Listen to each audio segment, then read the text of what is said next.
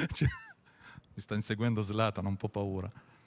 Buongiorno a tutti. Zlatan's chasing me. I'm a little bit afraid of him. Good morning, everyone. You pleased to see us all back? It's been a while since we've spoken to you. We're now going to start this dialogue once again. It's the first moment of this new season when we will talk to you about our visions and our ideas for Milan going forward. First and foremost, I'd like to thank you, and I'd like to thank all of the colleagues that are watching us abroad via streaming and all of those who are watching via YouTube, the AC Milan app, and on Milan TV. Today, we'll talk about football. We'll talk about Milan. We'll talk about the future, the vision, and commitment. These are all values and qualities that I think really are part and parcel of who Zlatan Ibrahimovic is. So we'll have Ibrahimovic, who will conduct this open dialogue with you, and he'll speak about what our vision is for the sporting side of things, not only in the here and now, but also going forward. We've tried to come up with an original format, so we'll have our Milan TV journalist, Simone Nobilini, who will start by having a conversation with Zlatan to introduce a certain number of topics. Then we will give scope to you, the media. We'll have a Q&A session with Zlatan. He's not only willing to conduct this session, but he's also very excited to have a good chat to you as well. So now we'll see you later on. I'd now like to give the floor to Simone. Simone, if you'd like to come up here to the stage. And I'd also like Zlatan to join us up here on the stage as well.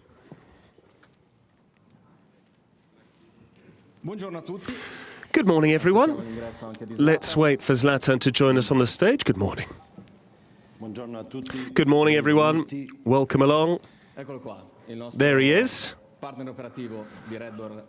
our operative partner of Redbird Capital Partners, as well as your role as the senior advisor of the ownership and senior management of AC Milan. We'll have time to speak about what your role is specifically within the club, but I would begin by talking about what the start of your third stint at Milan looked like, because you joined in 10-11 as a player.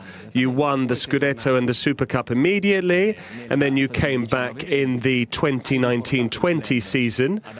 You once again re-established the club at the top, and you've now started another role at Milan off the pitch. So this is new. This is the first time that you've spoken in your new role in front of such a big media presence. So what exactly do you want to bring from your side, your personality, to the club? What I can say is that after just 6 months here, I'm already starting to get some grey hairs, so we're working hard. No, after my retirement from my playing career, it's only natural that after 20 or 25 years in football, you feel free. You've got a bit more freedom in your daily life, and I've got 2 children. I didn't necessarily miss a lot of their childhood, but I was away from my family life for a number of years, because you do make these sacrifices in football. But it's not a negative sacrifice, because when you're a professional, you spend a lot of time with football in hotels, you travel, play matches. And then I had this time where I was able to spend a bit more time close to my family, and we did a number of different things. But then once you stop, I wanted to make sure that I was active, so I kept training and I kept moving forward. And then I got a phone call from Giorgio Furlani. And if you're not familiar with him, he is our main man here at Milan, Giorgio. He said, "Come to Milanello, say hello." And I didn't know anything about what was planned. It was all just part of our friendship, to be honest, in terms of everything I'd done, making history and so on and so forth. We all remember that day. We actually offered to step out there on the pitch for Stefano Pioli. No, I was ready to come back. No, then I kept going. I had my first meeting with Jerry Cardinale. We spoke just the two of us, and we had a meeting which lasted several hours. To cut a long story short, he asked me about my life, he asked me, what are you thinking, what exactly is it you want to do? And he made me an offer to come back to Milan, but in my role as operating partner for Redbird Capital. But I was very clear with Jerry. I said, if I come back to Milan, there needs to be a winning project. Because in terms of my mentality, those of you who know me personally, those of you who knew me as a player, you will know that I don't accept losing. It's not that I don't like losing, I don't accept losing. I have to win, I want to win, and I will win. And Jerry replied, welcome to the club. So we're on the same page, we're ambitious, and we know what Jerry thinks about Milan. We got started then, and as I said, after 6 months I've already started to develop some grey hairs, but one step after another. But you're still in good shape, so we hope that you'll stay in good shape as well. No, I feel strong. You've always been strong. No, I've got no doubts about your fitness, always. Speaking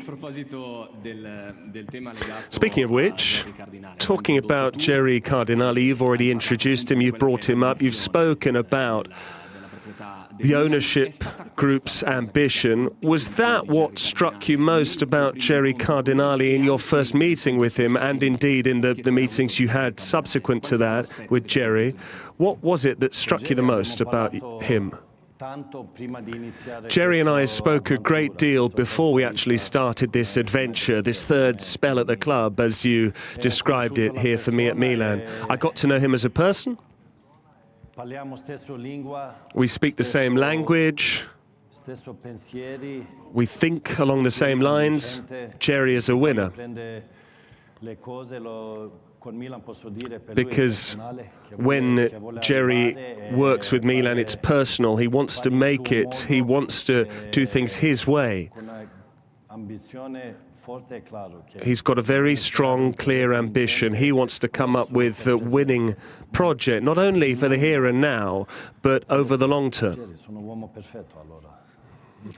I said, okay, that's perfect. Let's get underway. But of course, in an intelligent way.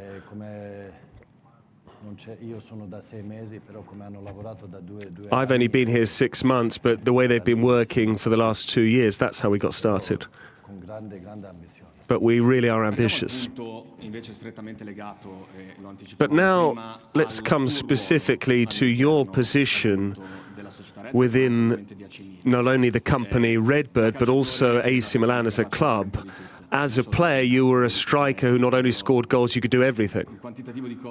We've seen you do some incredible things, almost unprecedented things on the pitch. Whereas here at Milan, now, what exactly is your position? My position, my role is very simple. I understand that a number of people are curious about it, but I am operating partner at Redbird, and my role is Milan. That's my responsibility. I work on a very close basis with Jerry Cardinale.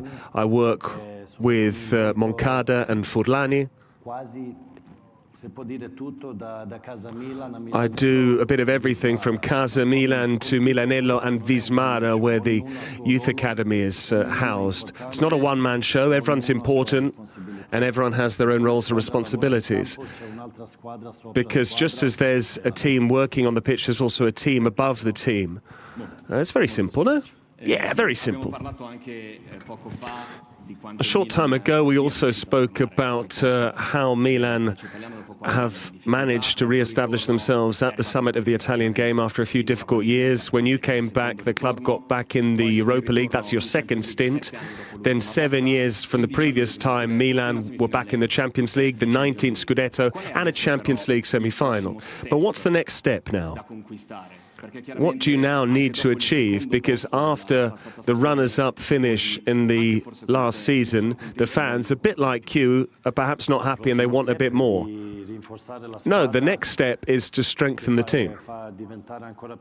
And we need to make the team even stronger to make sure that we're competitive in terms of the goals that we have. The targets and goals at Milan are silverware, not only in Italy but also in Europe, because the club's history is all about Europe. The club was very competitive and very strong on the continental stage for a number of years. But from 2011 till 2023, Milan weren't really befitting of Milan at Europe. But now in recent times, we've got back to the top. But the ambition and the targets, not only in the here and now, but also in the long term, every year we go out there trying to win trophies. As I say, Milan don't win things, Milan make history. That's the difference between this club and other institutions. And that goes for everything. Those who sign for Milan, those who join Milan have to have the same ambition. That ambition to win things and to make history. And those who are already at the club that don't have those targets and ambitions won't have much space, won't have many opportunities, because they have to have that objective, that mentality. As for the fan base, no one has said that we're happy. We finished second. We didn't have a great Europa League campaign either. But we agree with them. It's almost like I'm speaking to one person, but I'm actually speaking to everyone all throughout the world now. But we're not happy, and we want more. But after a season, if I were to assess what worked and what didn't work, where we can improve, where things are already going well, where things are good, but there's no limit here. The sky's the limit. We want to improve. And we want to be better than we are now. And that's why we're on the same page. We know you very well now. Are you sure? In terms of your character? Okay, don't make any mistakes then. Don't get it wrong. No, I won't. No, we won't. But speaking of which, you're a person who really believes in what you do.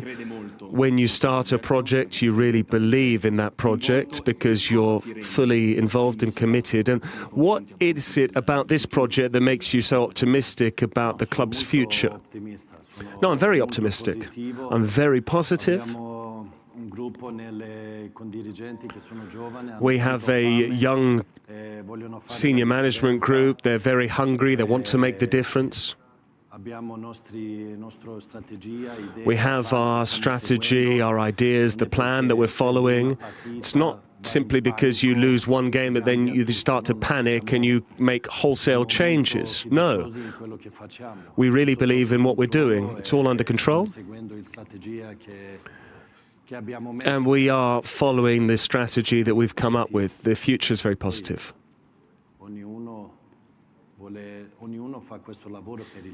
Everyone is doing their job for the good of Milan. There are no personal targets or goals. If you have some personal targets, then you're not necessarily the right man for Milan. But everything that we do is for Milan and for the best of the club.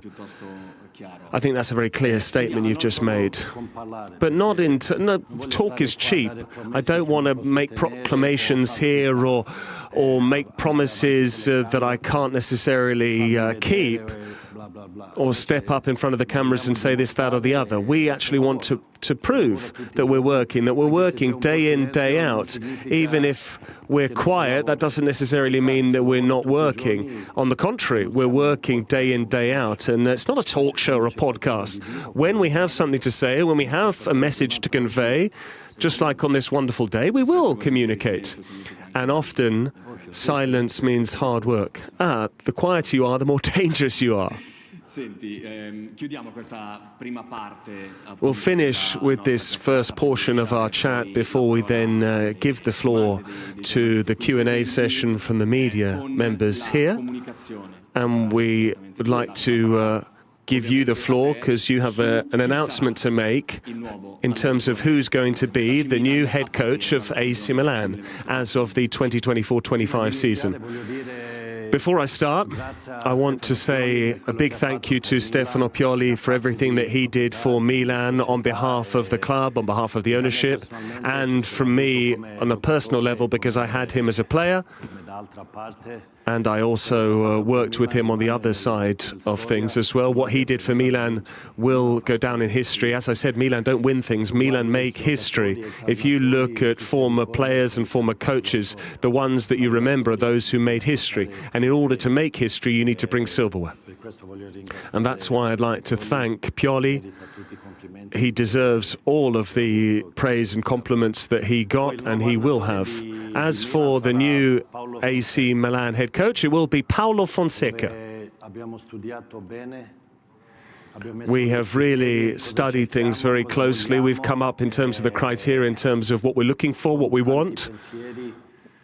We gave it a lot of thought, and we decided upon Paulo Fonseca to bring his identity in terms of the players that we have, in terms of how we want the team to play, with an attacking brand of football, dominating proceedings. And after 5 years, with the greatest of respect to Stefano Pioli, we wanted to come up with something fresh for the players, something new. We have studied how he prepares matches, how he trains players, how he sets up his teams. And we wanted to bring something new to San Siro as well. After 5 years, we need something new. And with the players that we have, it matches up very well. We want it to click as much as possible. And Paulo Fonseca is the right man. We're very confident. And we really believe in him. And you have believed in terms of that synergy, that amalgamation, when you spoke about matching in terms of the way the playing staff fits with the new head coach. First and foremost, thank you, Zlatan. I'd now like to give the floor to Pier Donato Vercellone, and once again, Zlatan Ibrahimovic for the Q&A session.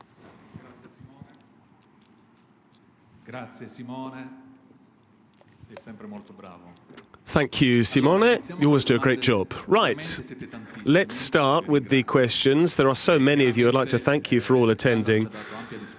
Naturally, Zlatan has given us as much time as possible, but we mustn't overdo things in terms of how long this lasts, so we're going to try and give everyone one question, but I'd like to apologize in advance if we are short of time and aren't able to guarantee that. In terms of the time, I'd like to ask you to limit things to one question per person, otherwise it becomes a dialogue, and we might actually take away time and scope from other journalists. We've asked our colleagues who wanted to ask a question, so I'm going to go in order of requests. We'll start with Sky Italia. Good morning, Zlatan. Congratulations for this new role of yours within the senior management. We're very curious, and you've already spoken about that.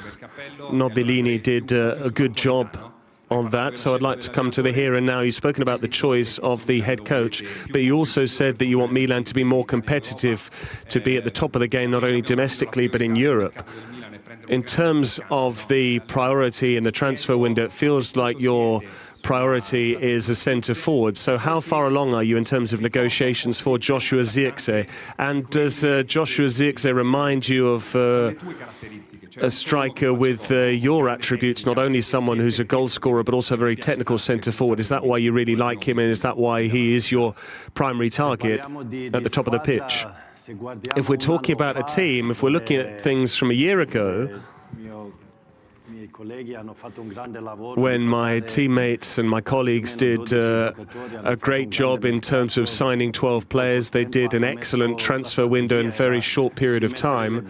They laid the foundations. The team now has foundations. This transfer window is more about detailed approach, a targeted approach. What are we missing to try and improve the team, but not only in improve the positions that they'll have on the pitch, but we want a number 9 after Olivier Giroud, the great job that he did, but there is now a vacancy there. We have Luka Jovic, but there is also space for another player. In my mind, Milan's plans for a striker is absolutely perfect, because there is a free space. That's a position that we are targeting. Joshua Zirkzee is a good player. There's no secret about that. He's got great potential. He's had an excellent season. And there's a big difference between the rumours circulating and the actual reality. Whether you're close or not to the player. Is he similar to you in terms of the way you play? I don't like to draw comparisons between players, but he not only plays well, he plays very well. But he comes from the Dutch school of football, where I played a portion of my career. Whether he's a new Ibra or not, I won't want to make any comparisons. He's Zirkzee and I was Ibra. Good. I'd now like to come to Mediaset. Hi, Zlatan. You said a short time ago that when you first spoke to Jerry Cardinale, you said, "I'm a winner, I don't accept losing." That's your philosophy, and that will be the starting point for the work you're doing. And how can Milan go back to winning things? You've spoken about a more targeted transfer campaign with Giorgio Furlani, so it's a more surgical precision. There is a gap that you need to make up with Inter. Do you feel that the minimum target, besides winning everything, qualifying for Europe, is getting a second star for Milan? Forza, perhaps it's unacceptable that Milan have fallen behind Inter on that score. As I've said earlier on, Jerry and I speak the same language and we share the same ambitions. I wouldn't have taken this position had there not been the same belief and the same ambition when it comes to this winning project. What do we need for the team? We always need a team that has competition for places. There's a team that starts the season, and come the end of the campaign, you assess what went well, what didn't go well. Because I remember when we won our last Scudetto, we weren't even necessarily in the top 4 in Serie A. So if you're the favourite, that doesn't necessarily mean that you'll win things. If someone had said that season, we're happy to be top 4, but that's not my mentality. I don't want to get credit for that because that was a masterpiece of everyone there, both on and off the pitch. But of course, our target naturally is to win things. Everything that we do is to try and create a very competitive team, to try and win silverware, because, as I said, players and everyone here are here to make history. As for whether you want guarantees, no. There are no guarantees, neither in life nor football, but everything we're doing is to try and reach the target that we've set.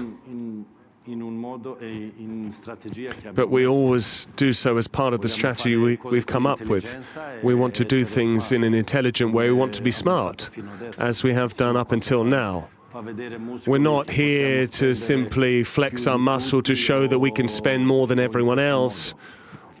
That's not the way of doing things. That's not the reality.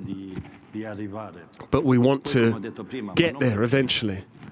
But as I said earlier on, it's not only in the here and now, it's the long term, and not only domestically, but also in Europe, because Milan are not only Italy, Milan are Europe as well. I wanted to add something. We're actually thinking about our third star, first and foremost, let alone our second. DAZN. Hi, Zlatan. Good morning and the best of luck. You mentioned Pioli and Fonseca. But of course, in terms of the process that has led from Pioli to Fonseca, there were a number of names that were linked with the club. Julen Lopetegui was one of those. It didn't come to pass. Why are we talking about Fonseca today as opposed to Lopetegui?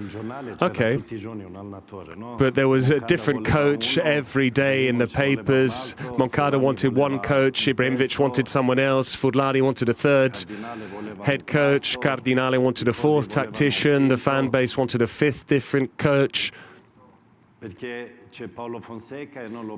Why is Paulo Fonseca here and not Lopetegui? As I said earlier on, there's the reality of the situation and the rumours that are doing the rounds.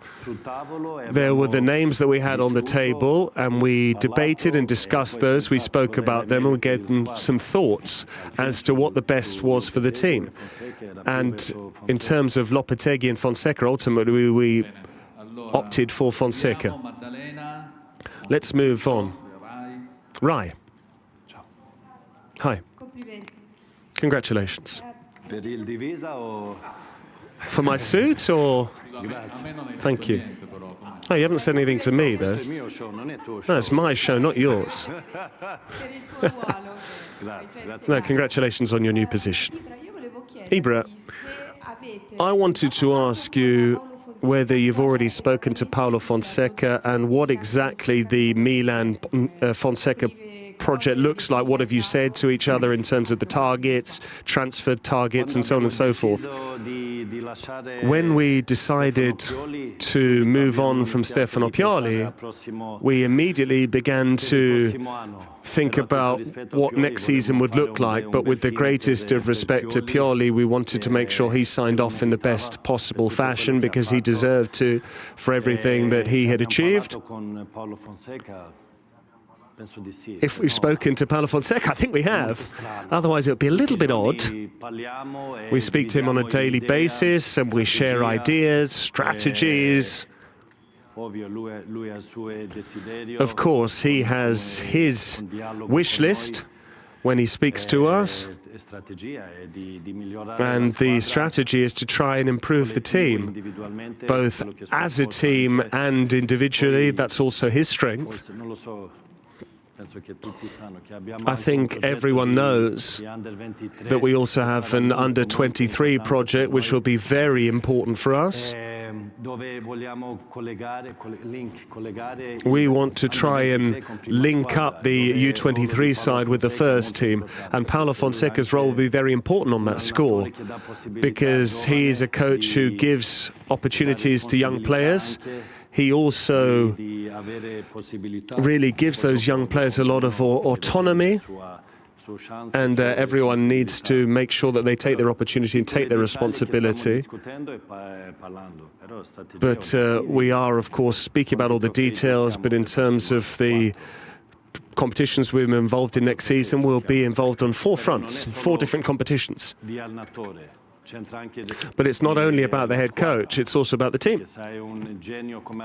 Because even if you're a genius head coach and you don't necessarily have a great team to pick from, you might be able to achieve a miracle once, maybe twice. But a team and a club like Milan need to have a competitive team. I'll say competitive in English because I'm struggling to say it in Italian, but we need to have a competitive team to be able to do our job correctly. But our responsibility is to try and give the coach the best possible conditions in which to work, just like we do with the players.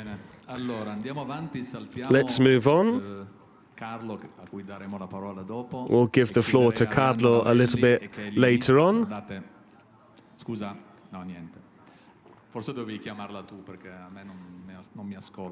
Maybe you need to call her because she's not listening to me. Okay, there she is. Corriere della Sera. Good morning. I'm very curious on a personal level. How do you feel in your role as a senior manager? And what's the hardest thing you've encountered in this transition? What's been the easiest thing? Where do you think you're already good at your job? Where do you need to improve? Ibra, the senior manager. Ibra, the senior manager. I don't know how many former players, when they actually retired from their playing career, actually had opportunities like mine, not only in football, but in other sports as well. I don't know how many people had this opportunity, but I'm one of them. So I might be slightly unique on that score. I need to get used to it. It's different to being a football player, because now when I speak, when I make decisions in terms of players, other things, you need to be a little bit meaner. Even if you're a friend, even if you love them, you need to actually think about the good, the best of Milan. There's work to be done. It's obvious what I can offer, my experience in terms of where I've played, not only in Italy, but also top clubs. I've played in Spain, in England. I've played for some big clubs, not only big clubs, great clubs. I always say to him that we need to be great and that we are great. I can offer that experience, and as an ex-player in terms of how the players move and how they think. But being part of the senior management and being a footballer, they're two very different things. I've got a great deal to learn. I still need to grow a great deal, but I've also got a lot to offer and give. I've got some good colleagues that give me a helping hand,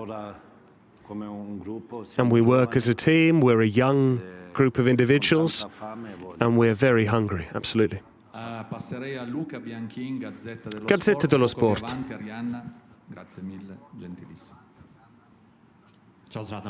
Hi Zlatan, nice to see you. I'd like to come back to the head coach, Paolo Fonseca.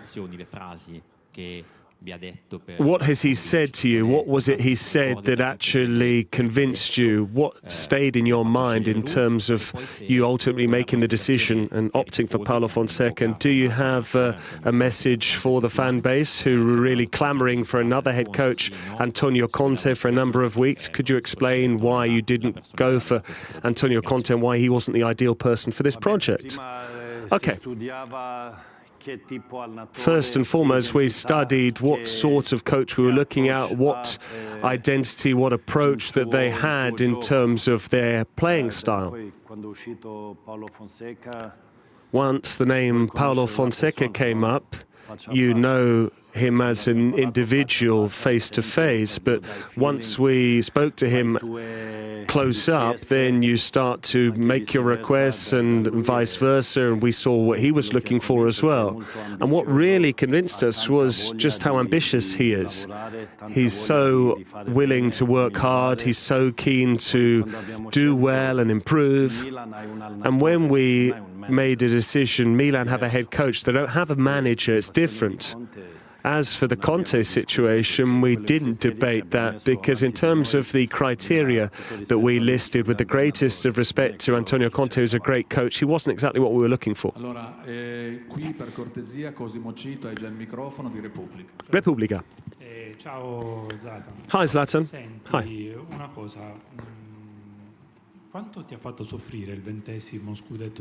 How hard was it for you to take, seeing Inter take that 20th Scudetto, and has that really fired that sort of revenge, and will that drive you forward for this new cycle? I don't know how much it hurt. It actually motivated me. It gave me desire to do even more.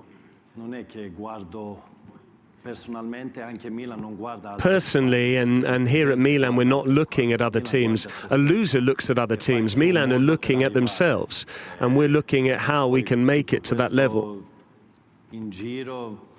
As for everything that was being said, to be completely honest, that doesn't really have an impact on me. I didn't really struggle with that at all.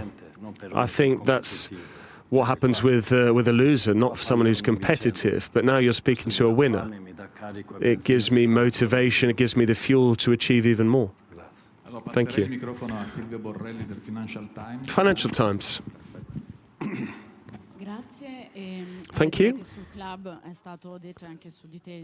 I think everything's been said about you and the club, so something I'm curious about, given that this morning in the press we're reading about we build back in terms of refurbishing San Siro, but when you came to our conference in London with Jerry Cardinale, you said to us that you weren't interested in refurbishing San Siro, you're interested in a new stadium.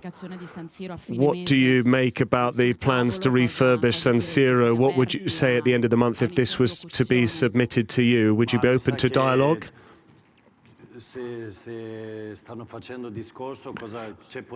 I think they're debating what the possibilities are, the real and non-real possibilities. In terms of what Jerry wants to achieve, he wants to come up with something new.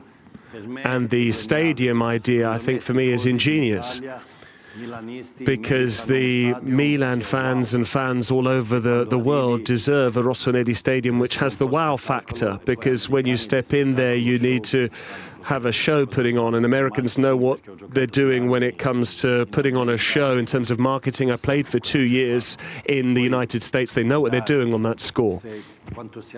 As for how far off we are in terms of the stadium, I think Giorgio Furlani will answer you about that, because he's got more details on that score than I have. Thank you, Zlatan. I think you dealt with that perfectly. Corriere dello Sport.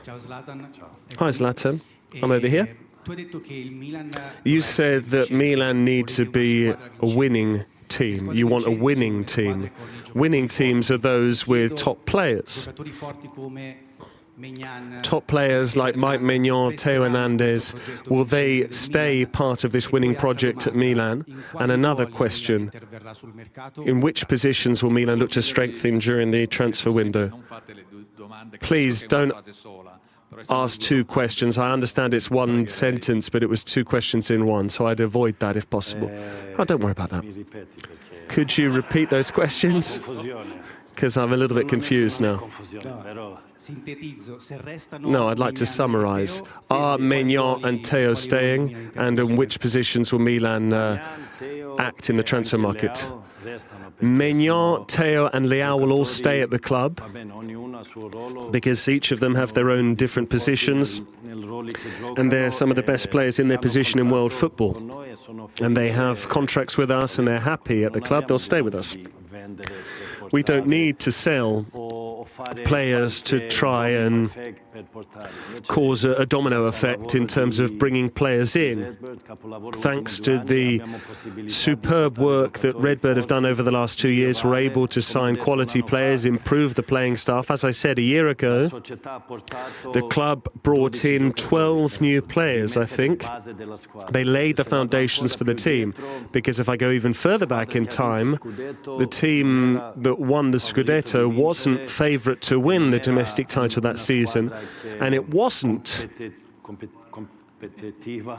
a competitive team, or as competitive as this current side is. You lay the foundations, and this is the 2nd year after laying the foundations in terms of strategy, in terms of what we're looking to do. It's a more detailed, targeted approach where we can improve the team.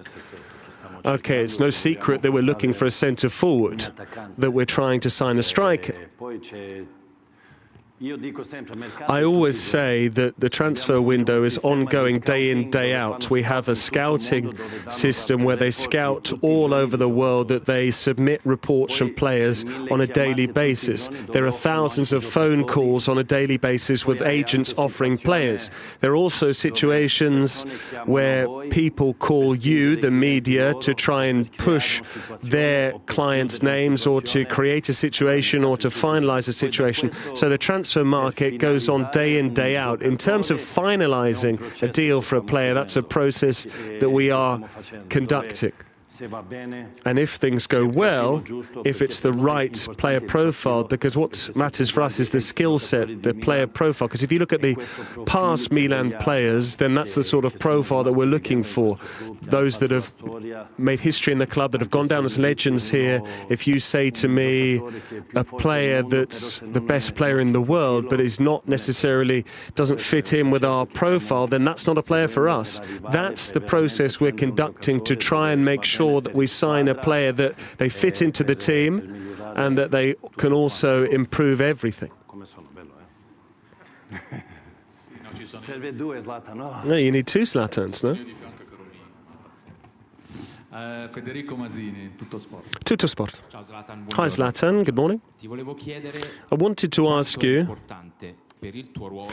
how important is it for you in terms of your role in terms of transfer negotiations, being aware of all those things that you've just spoken about, so perhaps the agent speaking to the journalist and so on and so forth, because you were with Mino Raiola for a long time as your agent. Every day information comes in. I've decided not to speak to agents because I don't want to have a dialogue with agents, because it's still very black and white, whereas Furlani and Moncada have that shade of grey because I come from the old school with Mino Raiola or Adriano Galliani, old school executives who are much straighter, they get to the point. And if they make a mistake, they get things, they cross me, then it's black or white. They're a lot more patient than me, Furlani and Moncada, than I am. I'm a bit impatient. That's here and now. But when we get into negotiations and things like that, we are obviously a part of that and we speak about it. But we do it in our own way. We have a number of brains around the table that do their job in a really good way. That's why they've been chosen to sit around the negotiation table in the first place. And then everyone tries, they ask questions. But if you come from the Mino Raiola school of thought, yeah, that's where we are. Franco Ordine. Oh, it's hot up here. Hi, Zlatan. Best of luck in your job, first and foremost. I wanted to ask you the following. You've already answered with regard to Antonio Conte, but why did you never consider an Italian head coach? And why, in terms of the deficit of this team, there are so few Italians that could actually be really the foundations, the core of this team? Why did we not choose Conte? Because in terms of what we were looking for, in terms of the skill set and the criteria that we put forward as a priority, the name of Antonio Conte didn't come up. It depends on the raw material that you have at your disposal and the raw material you want to give to your head coach. You might have a head coach that says, I can work with everything and I can work with everyone. It comes down to someone's ego. But the best match for our team, in terms of the players we have, was Paulo Fonseca. What do we want to bring here? The identity that we want to bring to the club? I'm not saying you necessarily bring in a head coach and you overhaul 11 players. I'm not saying that in terms of Conte or other names that were brought up, but in this instance, it was important for us to find a head coach that was a good fit with the team that we currently have to try and improve the team as a collective and the players as individuals. But there's also the under-23 project. That's important, but that's not the main objective, because the beating heart of this club is the first team. The first team needs to be in rude health. If the first team's in rude health, everything else will. We have international players just as we have Italian players.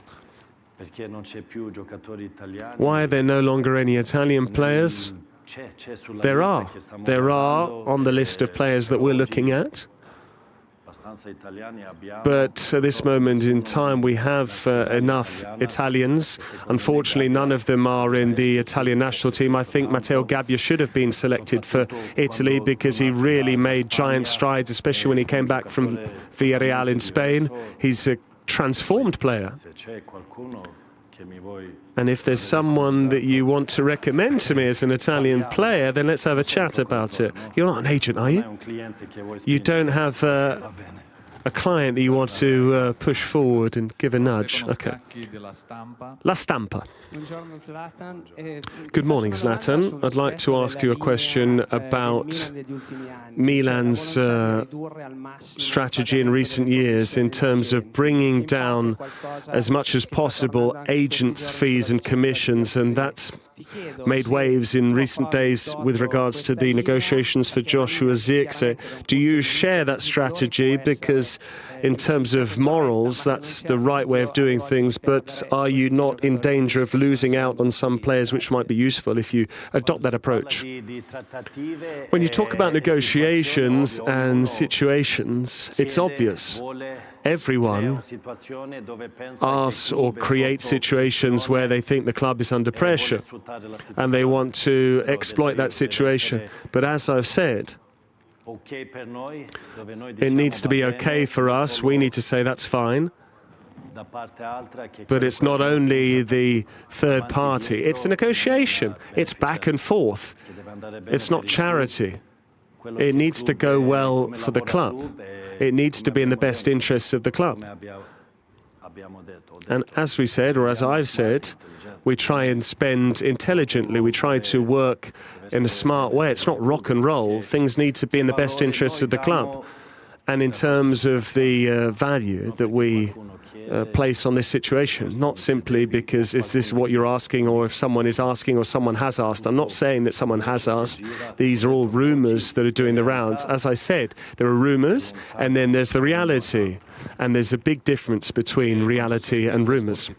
Sport Italia. Good morning, Zlatan. In your career, you won 14 domestic titles, but you never had the good fortune to win the Champions League. Is that your great dream as a senior manager? And if so, in what time frame do you think you can win the Champions League? Look, I want to win as much as possible. That's only natural. When you have a platform like Milan, you have the possibility, you have the opportunity to win every competition that you enter into. What I did in my playing career and what I missed out on as a player, it's not about me being here to try and exact revenge or to try and get my own back and win something as a senior manager, because I didn't win that during my playing career. On the contrary, I want to make the difference. I want to come to a club, to an environment where I can make the difference. Thanks to my ideas, thanks to my vision, along with the club, of course. And I want to make the difference. I want to start from scratch. My playing career is irrelevant. I think there are a number of former players, when they start a new chapter in their career, they think they know everything because they were a player. It's the opposite. You actually start from scratch. You wipe the slate clean, and I'm taking one step up at a time. But I've got a number of things to give and offer as well in various areas. Of course I want to win the Champions League.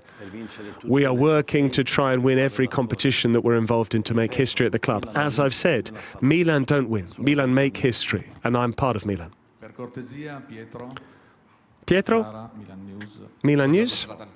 Good morning, Zlatan. I wanted to come back to what was being said about Theo Hernandez and Mike Maignan, because their contracts are up in 2026. From an economic perspective, the club is growing. You underlined that earlier. In terms of their wage demands, in terms of the rumours that we're hearing, as great players, and you were a great player yourself, are those demands compatible with a renewal in the here and now, the short term? Can you say to the fans that they will be at the club for a long term? Everything's possible for Mike and Theo. Anything is possible. In terms of their requests, I don't know. Maybe you know more than me about how much they're asking for. No, in terms of their demands, this is an internal matter. We discuss things, we look around, we debate things, we assess things. Anything is possible. Obviously, thanks to the job that Redbird have done in terms of the financial results, which have been positive, that does give us scope to act in areas such as those. Individually, we can make an extra effort without going into financial difficulties, which is important because we don't want to make a loss. But there's also the job that we can do in terms of the transfer market. There's the under-23 project. There's the academy that we want to further bolster and strengthen. I don't know if you've seen the refurbishment work that we're doing out here, how much they've shown you in terms of Milanello. All of that positive work gives you scope to be able to act in these areas, which are important, but from the outside, they're perhaps less important. But for us, they are important. There are always two parts to where we're heading towards. If someone says to me, I no longer want to be at the club, blah, blah, blah, then that's an issue. Because I started by saying that those that don't have the ambitions to be at Milan with the mentality to win things and to give everything to try and make history at this club, they mustn't be at Milan. But these two players are delighted, and they've already made history, and they need to continue to make history at Milan. Thank you. Calciomercato.com. Good morning. You're speaking a great deal about the goal of winning in Italy and in Europe. As a player, you did so. You scored a number of goals. You also got the best out of your teammates and the squad. As a senior manager, what is the route forward in order to be winners at domestic and European level, given that there are teams that can outspend you? We've come up with a strategy, a plan in terms of the ideas that we want to carry forward. We're already at a top level. But when you are involved in this, it's the details which make all the difference. It's actually easier to go backwards as opposed to going forwards. I'll give you an example. It's like we're a Formula One car that's going very fast on the track. If you drive very fast, there's the risk of actually sliding off the track, whereas you need to be in control and make sure you maintain that, because when you're at the top, once you get to the top, you need to make sure you stay there. We want to do things in the way we work. As I said, we're very smart and we do things in an intelligent way. We try and avoid issues where we might run into difficulties. Bloomberg. Hi. Best of luck for your new role. Thank you. I wanted to ask you, you're an operating partner at Redbird, and you're undoubtedly an international icon. In the last few months, there have been a whole host of rumors about possible foreign investors from abroad who might buy a share in Milan. This is a question I'd like to ask Giorgio as well. But in terms of your role, you're very recognizable. So are you the guarantor, if you will, of the sporting asset? The team is in some ways a sporting asset. Are you the guarantor of that because you know what you're doing in terms of football? So my question is, over the last few months, would you be willing to speak to investors that would be interested in taking a share of Milan? Have you already done so? I haven't done so up until now. As to whether I will do, it depends how Jerry sees me in that particular situation. As I said earlier on, I work very closely with Jerry, and we haven't spoken about internal or external investors so far. I'd like to hand this question over to Giorgio Furlani, who can answer this question in greater detail. But in terms of Redbird, I'm someone who lives and breathes what Redbird represents. I am sport, I am entertainment, I'm a little bit fashionable, not 100% trendy, but I'm a winner and I don't have any fear of new challenges. So that's what Redbird represents, and I'm an operating partner of them, and that's what I am as a person. It's a nice mix as well. Cronaca di spogliatoio. Zlatan, it's great to see people like you in football, so it's nice to hear from you. Are you sure? Absolutely. I'd like to congratulate you because you've become a bit more diplomatic about Zirkzee on the Scudetto. No, diplomatic or someone who believes? No, on Zirkzee you didn't lean one way or another. As I said, very direct, black or white. There is no shade of grey when it comes to me. What I say, what I answer, that's the truth. I'm not playing games. I don't need to play games. I'm very direct. When I run at you, I run at you. So the question is that we're not charitable. There's a list of strikers where we study, we look for someone. It's no secret we're looking for a striker, but there's a list of players, there's a short list. A team like Milan don't target one player, there's a list of players, and then you need to figure out what the best option is for the club, for the team. Paulo Fonseca, we're also talking to him about it. There are a number of things that need to be sorted out. But if they're good enough, I want to see that face-to-face, whether they're ready to actually deal with the pressure, whether they're ready for Milan. When you get to San Siro, there's 80,000 fans who are either booing you and whistling you or cheering you, or they might just ignore you. So there are a number of different factors as part of this. It's not only the image that you have in your mind. There are a number of factors which need to be present, and they need to be positive as well. But this is a thought process. We discuss things, we go back and forth. But thank you for that clarification. The question I wanted to ask you, I've spoken with a number of players that immediately went into the role of sporting director, and they said one of the issues is to try and balance your ego with your new role, because you're dealing with a head coach and players, and you were a great player yourself, so you need to deal with a head coach who's maybe not been at Milanello, or players who perhaps aren't at the same level that you were. So how are you working on this? What's the process? Can I say one thing, please, Ibra? No, he's not a sporting director. So I just wanted to clarify that. I'm not a Milan employee. I'm part of the ownership group. There's a difference there. Okay, let's move on. Let me explain things to you. As I said, a number of former players, when they join a club or when they become head coaches, they go in with that ego. They know everything because they've won things, because they were great players during their own careers, because they're part of this world and they think they know everything. But I do the opposite. I start from scratch. I'm wiping the slate clean. I've got a great deal to learn. I need to grow, but I think everyone has their role and they do it better than me. That's why they have that role. A head coach needs to be a head coach. I'm not going to tread on his toes. Furlani does his job, and he does his job because he does it well and he does it better than me. So I'm not going to get involved in areas where that's not my competence, that's not my skill set, or I think that I can necessarily do better than someone. I've got quite an innocent approach to this, but with my experience, eventually I will attack.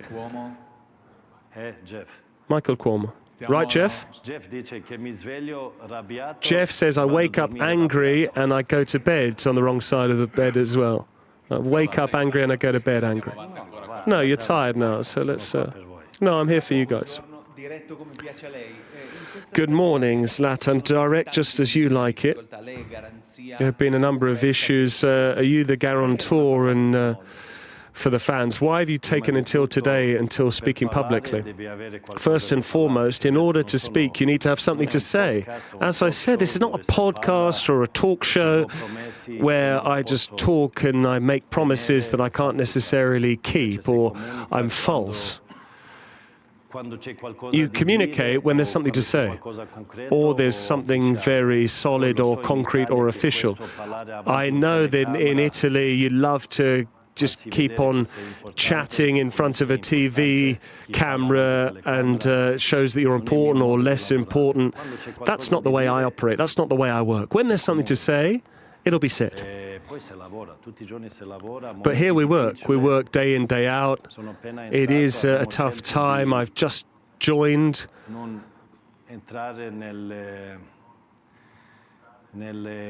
And we've chosen not to necessarily communicate directly, because you actually look at things, you study how things are working, you assess things, how things are going.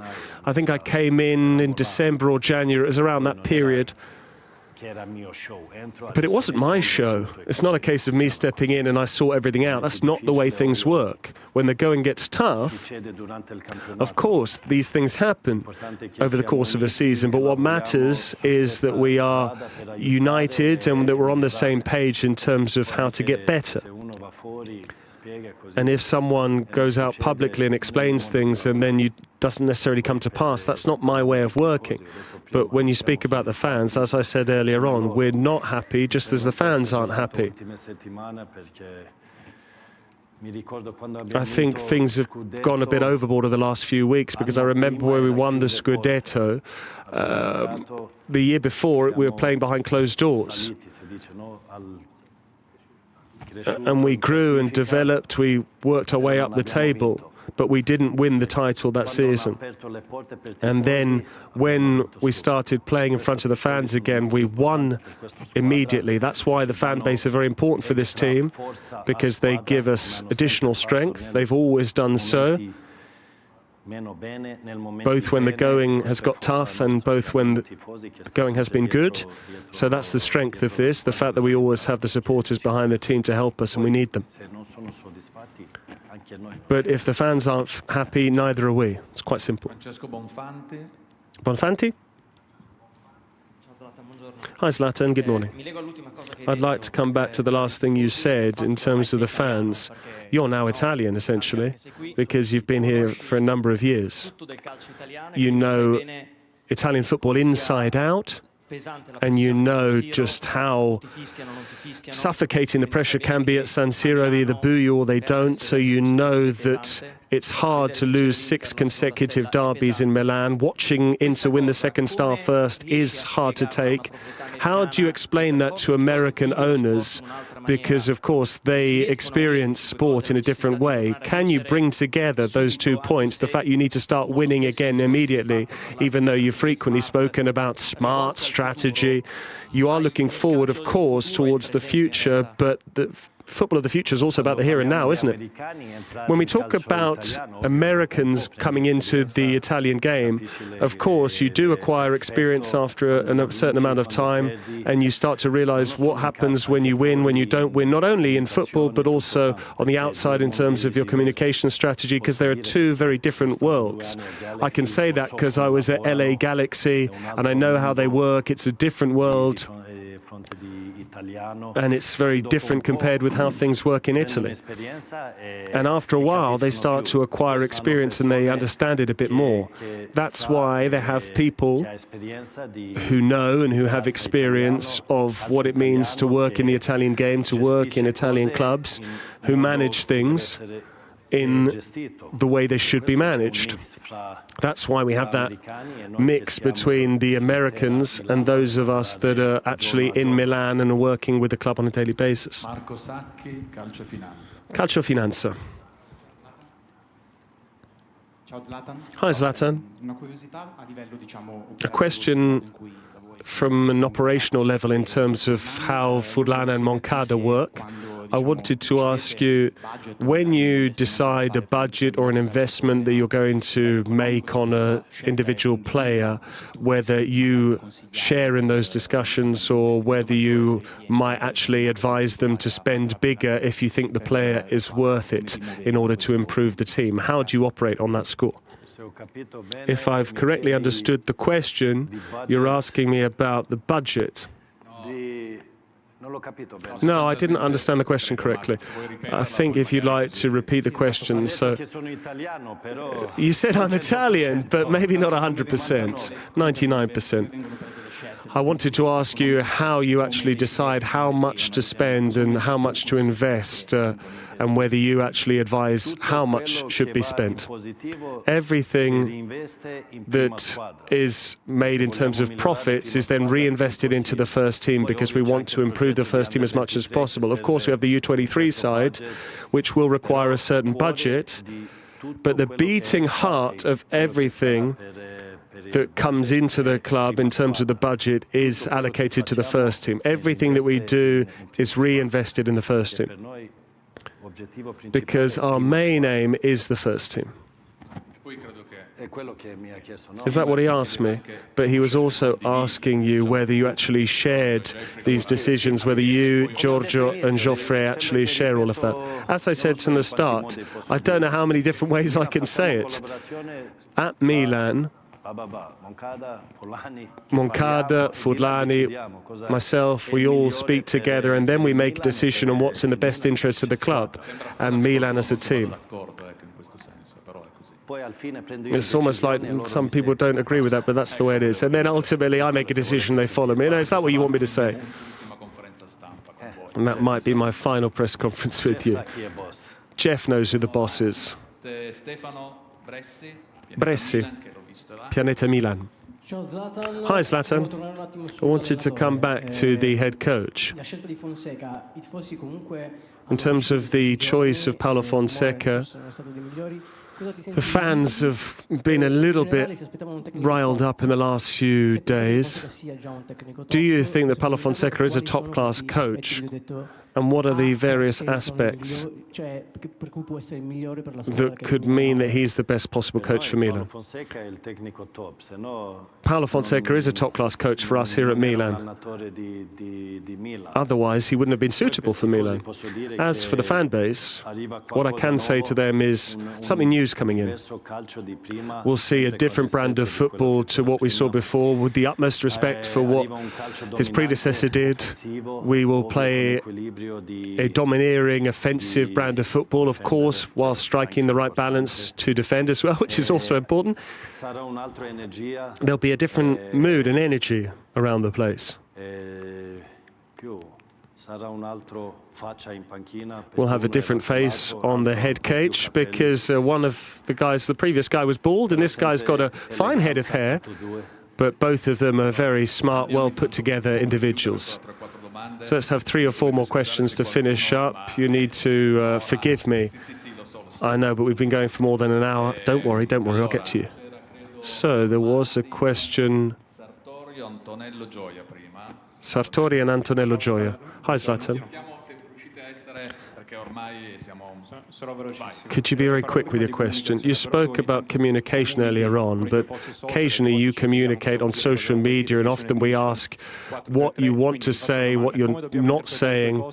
How should we interpret your social media posts, and will 4-3-3 be Milan's formation? Then we can understand how you're going to be targeting players in the transfer market. No, we need a few hints and clues. How are you to take that? I don't know. You can either take it seriously or you can take it not seriously. I enjoy social media.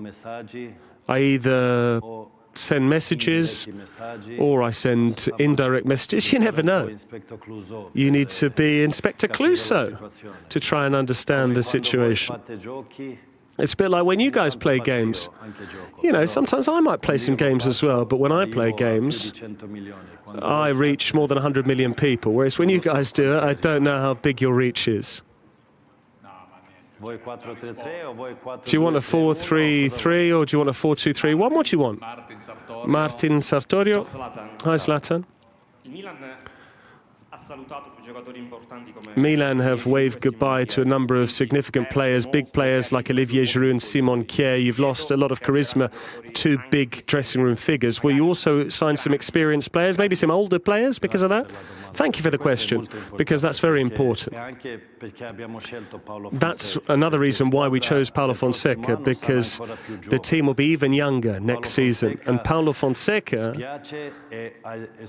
likes and has experience working with young players, because when you lose Giroud and Simon Kjær, the average age of the team comes down a great deal, and it will be a very, very young team. So it's important to have a head coach that can bring out the best of these young players, because when someone's in the first team, if you're young or you're slightly older, if you've got a bit more experience, it doesn't matter, because if you're in the first team, you've got the responsibility to bring results. That's why you're in the first team. I don't believe that there's time because you're young and so on and so forth. If those are excuses, those players shouldn't be in the first team. But it's also true that our team will be young, and it will be younger than it was last season. We've lost 2 leaders in the shape of Simon and Olivier Giroud.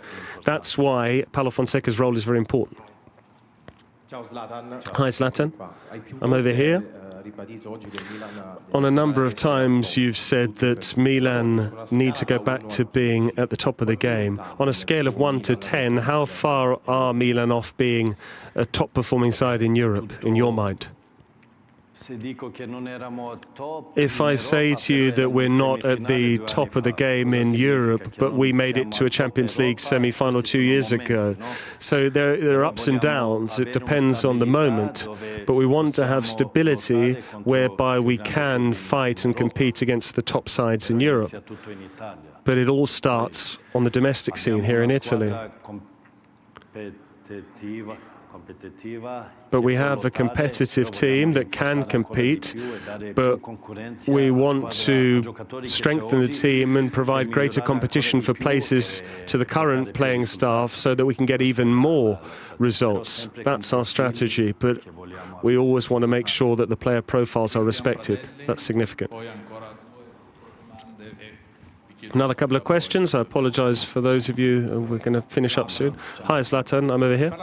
You've spoken about how you've had a few grey hairs over the last 6 months. It's not been easy. There was a lot of anticipation surrounding your arrival, so I'd like to finish up with the fan base, but you were also there when Kier, Giroud and Pioli all waved goodbye, but there were some boos when the ownership went out onto the pitch. It wasn't an easy night by any means. Some of the fans are still sceptical about the future of the club. If you were to send out a message to the most sceptical elements of the fan base as a guarantor, what would you say to them? I would say to them that the future is bright. I don't know how you say that in Italian, but you've understood it, I think. But we're international here as well. The future is bright. For as long as I'm here, the future is bright. I'll do everything in my power to win. Carlo Pellegatti, and then we have the final question, which will be in Swedish. Oh, you speak Swedish? Oh, he is Swedish. Oh, you're not Swedish. Carlo. Good morning, Zlatan. First and foremost, you need to actually give us your phone number so we can ask you some questions, because you're an important senior manager. That's a request, that's not a question. Are you ready or not? Am I ready? Am I willing to give my phone number out? No, I'm not ready to do that. But I wanted to say the following to you. We've not spoken about a player who did very well at Milan, and in terms of Milan, did a very good job in terms of renewing his contract. Francesco Camarda, he asked for a blessing to your friend Marco van Basten. What does it mean to have Francesco Camarda? You were probably a little Camarda in your own mind as well when you were 16 or 17 years of age. You'll tell me whether or not that's the case. What does it mean for Milan to keep this jewel at the club? If we're talking about me, I think Francesco Camarda is more talented than I was at the same age. Camarda is very important for us. Camarda is the future of Milan. But that said, that doesn't mean that we're necessarily putting the weight of the world on the shoulders of Francesco Camarda. He's still young. Things have moved very quickly for him. It's our responsibility to protect him, to allow him to develop and allow him to become the player that we think he can become. But if I'm talking about him, he's got a lot of hunger, he's got a lot of desire to improve. And of course, a lot is being said about him. But with him, we need to take things one step at a time. We mustn't get ahead of ourselves and then take steps back. We're better doing things gradually to make sure we ultimately get there. We're happy. Camarda can become a legend, like some of the greats we've had down the years, those that have made their way all the way up the club through the academy to the first team. It's also his fault, if you will, that he deserves the credit that we need to keep strengthening the academy. But I think a club like Milan needs to have an academy which is strong, an academy which is constantly developing players and profiles that can then step into the first team. I don't think it happens enough in the modern day, because when you provide a platform to the academy, something needs to come out of it. I don't think we produce enough players given the possibilities that we have. That's why we're changing everything in terms of the academy structure with the U23 side. So for the example of Camarda, after the U19 side, it's the first team. There's too much of a gap. When I was playing, to make it into the first team, to play against men, because Francesco Camarda still has the body of a boy, of a young man. So he'll hurt himself when he challenges against men. That's why the under-23 side is very important for us. It's not Camarda's fault. I'm not necessarily going to blame it on him. He was already part of the process, but we want to give them more time to prepare players for the adult game, but not Serie A, but it will be Serie C, the third tier. As I said, it's not easy, it's tough, but at least you can prepare all of these youngsters, because from the Primavera, the under-19 side, they get too close to the first team and then they actually think they've made it, whereas they haven't even started. Francesco Camarda has not even begun. Now he needs to start taking things one step at a time, and our job is to try and get him into the first team like a number of players, because we have other players that won the European Championship playing up a year, and we've got other players in the U19 side that we want to prepare. So this U23 project is important, it's crucial for us, because we want to bring through more players from the academy, not only foreign players but also Italian players, because you asked me about Italian players. Because Milan need to produce more players and need to push more players from the academy into the first team. I'd like to thank all of you.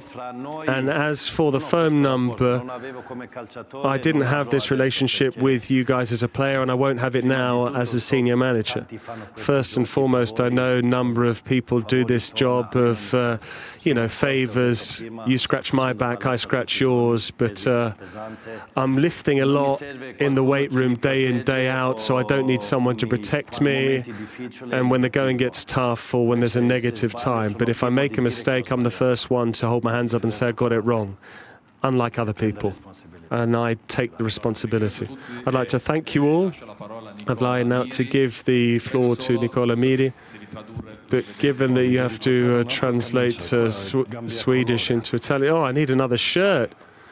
It's sweat through. It's a different color.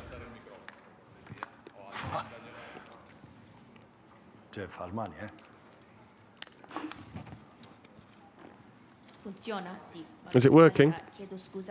I'd like to apologize to everyone. I need to ask in Swedish. Oh, there's no respect. You're leaving the Swedish journalist until last.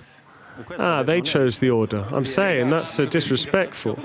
The interpreter apologizes, but the interpreter doesn't speak Swedish. That's why it's his last day of work.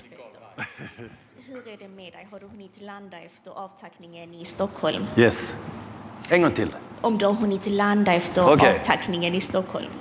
Rispondo in italiano o no? Perché Shall I domanda answer in è... Italian? Because the question is, I simply asked whether he's actually managed to touch down, actually having waved goodbye to Stockholm. Yes, I did get a bit of adrenaline. It was nice. Because when I think about what I've done for Sweden, what Sweden's done for me, we did some things away from football.